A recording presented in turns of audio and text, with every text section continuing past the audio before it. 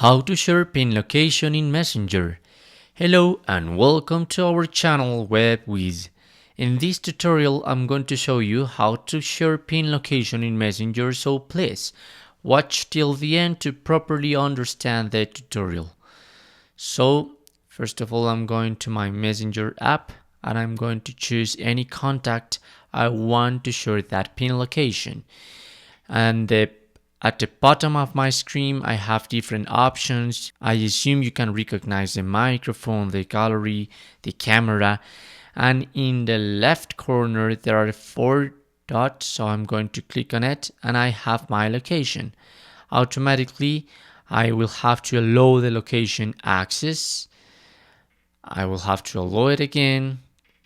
I can choose if I can allow Messenger to access this device location while using the app only this time, or deny it entirely.